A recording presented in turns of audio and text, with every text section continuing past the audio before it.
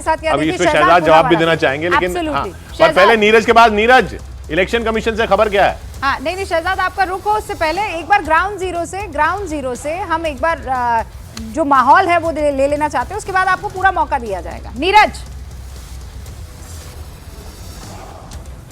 देखिए, बिल्कुल रूबिका और किशोर यहाँ विज्ञान भवन में प्रेस वार्ता है, क्योंकि बहुत अधिक संख्या में पत्रकार आएंगे। पूरे देश का चुनाव है, 28 राज्य और 8 केंद्र शासित प्रदेशों से जुड़े पत्रकार जो दिल्ली में मौजूद रहते हैं वो भी मौजूद होंगे यहाँ। 3 बजे लोगों का यानी पत्रकारों का अंदर प्रवेश शुरू हो गया है। अभी हम बाहर में मौजूद हैं, थोड़ी देर के बाद हम भी अंदर जाएंगे, लेकिन 3 बजे मुख्य चुनाव आयुक्त आएंगे दोनों चुनाव आयुक्तों के साथ, और आपको बारी बारी करके एक एक जानकारी पहले देंगे। 40 से 45 मिनट तक तो आपको देश भर की चुनावी जानकारी दी जाएगी, और 40 मिनट के बाद लगभग आपको ये बताने की शुरुआत होगी कि कितने कितने चरणों में चुनाव होंगे। किशोर देखिए, 6 से 7 चरणों में चुनाव का पैटर्न रहा है, लेकिन 2014 में 9 चरण में चुनाव हुए थे, उसके पहले 5 चरण में चुनाव हुए थे, और 98-99 की बात कीजिए तो 3 से 4 चरणों में चुनाव हुए थे। तो चुनाव आयोग मास्टर स्ट्रोक देगा, इस बात की उम्मीद मुझे कम लगती है, लेकिन जो न्यूज 18 इंडिया अभी खबर सूत्रों के हवाले से चला रहा है वो चरण होने की संभावना है, जो जानकारी दी गई है सूत्रों के हवाले से। किशोर, तो 6 से 7 चरण इस बार भी हो सकता है हो। चलिए, हमारे साथ भवानी भी मौजूद हैं, जयपुर से, लखनऊ से हमारे साथ अमित हैं, लेकिन वो जवाब शहजाद का ले लेते हैं पहले। इंपॉर्टेंट है शहजाद, पश्चिम उत्तर प्रदेश, पूरा उत्तर प्रदेश, क्या ट्रेंड है? देखिए, मुझे लगता है कि जिन लोगों ने केवल एमवाई की राजनीति की थी, जो एक धर्म और एक जाति को लेकर थी, जिनके पीडीए की पोल शेरवानी से लेकर पल्लवी पटेल ने खोल दी, कम से कम आज उनको बताना चाहिए कि आज पूरे देश में और उत्तर प्रदेश में खास करके जो एमवाई फैक्टर आया है मोदी सरकार में, वो महिला और युवा है। और महिलाओं और युवाओं के एकजुट होने के बाद किस प्रकार से 14, 17, 19, 22 और 23 लगातार चुनावों में जो नतीजे आए हैं, और उत्तर प्रदेश में तो ये देख ही रहे हैं, पर उसके बाद भी अगर भाटी जी, वो कहते हैं ना, अपने आप को बहलाने के लिए कोई भी तर्क दे सकते हैं। उस समय पर तो उनके साथ आरएलडी भी थी, उस समय पर बीएसपी भी थी, एसपी भी थी, स्ट्रॉन्गेस्ट अलायंस था पेपर पर। आज आरएलडी नहीं है, बीएसपी नहीं है, फिर भी। और जो भर्तियों की बात कर रहे हैं तो भाटी जी, 48 पेपर लीक हुए थे आपके शासनकाल में। भर्ती आयोग के चीफ को हटाया गया था हाईकोर्ट के द्वारा, और किस प्रकार से थानों में भर्तियां होती थी उसके बारे में टाइम्स ऑफ इंडिया में लिखा है कि किस प्रकार से केवल एक ही वर्ग को तवज्जो दिया गया। तो मुझे लगता है कम से कम आपको बोलने का अधिकार नहीं, और आपने तो एक वर्ग के लिए भी काम नहीं किया, आपने तो केवल अपने परिवार के लिए काम किया। तो मुझे बताइए ना, यादव समाज का कोई व्यक्ति नहीं मिला ना आपको पार्टी का अध्यक्ष बनाने के लिए। एमवाई जो है वो महिला युवा हो गया के बदले किसी और को बनाने के लिए लालू जी समझ पा रहे थे, और वो कार्यकर्ता ये भी कहते हैं मोदी योगी हो गया एमवाई। कृपया किशोर जी, मुझे थोड़ा समय था, मैं आरोप नहीं लगा रहा था, मैं तथ्य रख रहा था। आपने बीच में काट दिया कि नहीं, उसमें जाति का फैक्टर नहीं था। मैं भी तथ्य ही रख रहा हूँ सर, मैं आपके कोई जवाब ही नहीं दे रहा, मैं तो अपनी बात कह रहा हूँ जो मैं पहले कह रहा था।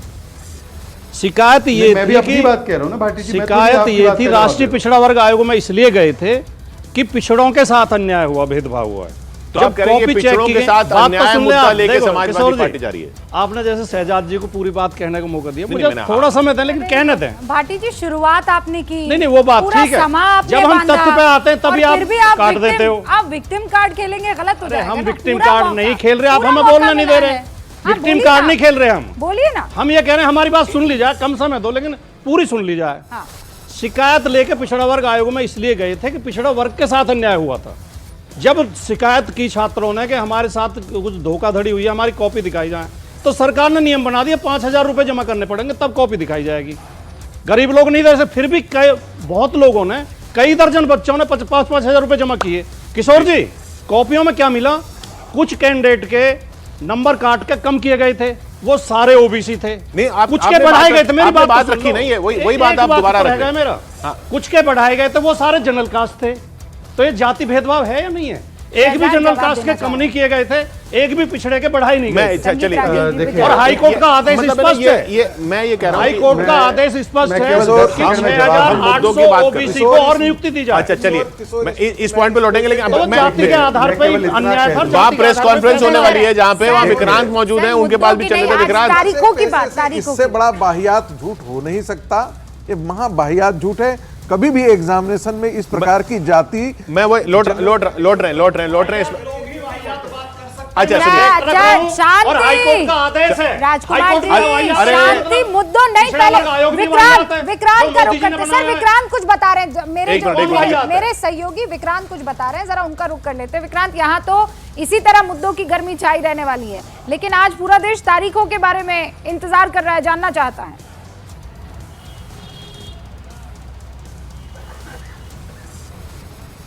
जब ये तारीखों का ऐलान हो जाएगा तो निश्चित तौर पर और ज़्यादा राजनीतिक गर्मी ये बढ़ेगी। लेकिन इस समय देखिए विज्ञान भवन में ये पूरा मंच सज चुका है जिसका पूरा देश इंतजार कर रहा है। यहीं पर अब से करीब 2.25 घंटे बाद यानी 3 बजे ये प्रेस कॉन्फ्रेंस होगी जिसमें देश में अगले चुनाव की तारीखें क्या होंगी इसका ऐलान कर दिया जाएगा। देश का हर नागरिक, राजनेता तो निश्चित तौर पर इसका इंतजार कर ही रहे हैं, नागरिक भी चुनाव का बहुत इंतजार करते हैं क्योंकि देश में लोकतंत्र का सबसे बड़ा त्यौहार चुनाव को माना जाता है और चुनाव का इंतजार राजनीतिक दलों के साथ साथ जनता को भी होता है। अपनी सरकार को चुनने का सबसे बड़ा अधिकार जो लोकतंत्र में जनता को मिला हुआ है वो है वोट देने का अधिकार। तो इसका इंतजार सभी कर रहे हैं और इस समय विज्ञान भवन में मंच सज चुका है, मीडिया का भारी जमावड़ा यहाँ लग चुका है क्योंकि मीडिया की टीम के लिए एंट्री पहले से खोल दी गई है क्योंकि काफ़ी बड़ी संख्या में मीडिया यहाँ पर पहुँचता है, देशी विदेशी मीडिया चैनल्स के इसे कवर करने के लिए। और 3 बजे यहाँ पर इसी विज्ञान भवन से तारीखों का ऐलान चुनाव आयोग के जरिए किया जाएगा। साथ ही साथ ये सब बताया जाएगा कि कितने नए वोटर जुड़े हैं, कितने नए वोटर लिस्ट को रिवाइज किया गया है, क्या क्या तैयारियां चुनाव आयोग ने की है, कितने चरणों में चुनाव करवाया जाएगा, क्या सिक्योरिटी अरेंजमेंट किए गए हैं। तमाम राज्यों में जाकर के पुलिस और प्रशासन के साथ मिलकर चुनाव आयोग ने पहले से बैठकें कर तमाम चीजें सुनिश्चित की हैं। तो आज उन सब की जानकारी के साथ एक जो सबसे बड़ी खबर होगी वो है चुनाव की तारीखों का ऐलान और कितने चरणों में चुनाव होगा। 6 से 7 चरण बताए जा रहे हैं। तो अब से कुछ देर बाद करीब 2.5 घंटे बाद इसका ऐलान यहां से हो जाएगा। जी विक्रांत, हमें बताया गया था आपके पास दिखाने के लिए कुछ है वहां पर, अभी तो वहां दिखाने के लिए इंतजार है, खाली कुर्सियां हैं। हाँ अभी खाली कुर्सियां हैं लेकिन वो कुर्सियां भरेंगे और ये ऐलान होगा। अक्कू जी, यूपी की बात कर रहे हैं हम जी, और ये दिख रहा है कि ये पीडीए जो है ये मुद्दा बनाया हुआ है, समाजवादी पार्टी ने मतलब बनाना चाह रही है चुनाव में ये मुद्दा कि इन वर्गों के साथ अन्याय हुआ है ये लेकर जाएंगे, जबकि बाकी हम ये कह रहे हैं कि जो ग्राउंड से दिख रहा है या ओपिनियन पोल के उनमें आंकड़ों में दिख रहा है उसमें दिख रहा है कि बहुत ज़्यादा अभी भी समर्थन बना हुआ है मौजूदा सरकार के साथ। देखिए, जहाँ तक बात है फ्रेजेस की, क्वाइनिंग की, तो वो इंडिया क्वाइन तो बहुत अच्छा कर लिया गया था, INDIA वाला जो लिया था वो बहुत अच्छा क्वाइन कर लिया था और उससे ही लगा था कि काफ़ी बड़ी उम्मीद होगी। और लेकिन धीरे धीरे, जैसे कि मैंने एक बार कहा था कि एक शीशा था INDI का, लेकिन अच्छी क्वालिटी का शीशा नहीं था, तो उसमें पहले एक बार बीजेपी ने पत्थर मारा तो उधर से नीतीश कुमार गिर गए और उसके बाद कई लोग उड़ते गिरते रहे और पश्चिम बंगाल के भी हमारे जयंत जी भी उसी के शीशे से टूट करके बाहर आ गए। तो वो क्वाइनिंग ठीक से नहीं हो पाई। उसी तरीके से पीडीए की क्वाइनिंग भी उतनी ज़्यादा नहीं हो पाई जो एक बहुत बड़ा असर दिखा पाती। राजनीति में परसेप्शन और क्वाइनिंग का बहुत महत्व होता है, वो संभव नहीं हो पाया। अब इसकी वजह और उतनी तेज़ी क्या, असल में विपक्ष की तरफ से बहुत ज़्यादा आंदोलन भी नहीं हुए। तय बात है कि मुद्दे महंगाई, बेरोजगारी भी थे, लेकिन हमने कहाँ कितना दिखा पाए, हम कितनी जगह आंदोलन हुए, कितनी जगह मतलब एक पब्लिक परसेप्शन में आया कि हाँ विपक्ष हमारे लिए लड़ मर रहा है, वो नहीं हुआ। इस वजह से दूसरा पक्ष जो था, सत्तारूढ़ दल था, उसने जो कुछ भी किया एक तो किया और फिर उसके बाद दिखाया भी खूब उसने। विपक्ष जो है वो कहीं ना कहीं मजबूती बन रहा है इस वक्त सरकार की या बीजेपी की, वो या ऐड ऑन कर रहा है उस चीज को। शहजाद कुछ कहना चाह रहे हैं, फिर मेरे दो ये ऐड ऑन कर रहा है। एब्सोल्युटली, आप कह रहे हैं ऐड ऑन कर रहा है। हाँ। शहजाद। हाँ जी, देखिए, मैं पहले अक्कू जी की बात का एक लाइन में जवाब दूं। आम तौर पर कई लोग कहते हैं TINA factor, there is no alternative. इस बार होगा NITA factor, Narendra is the only alternative.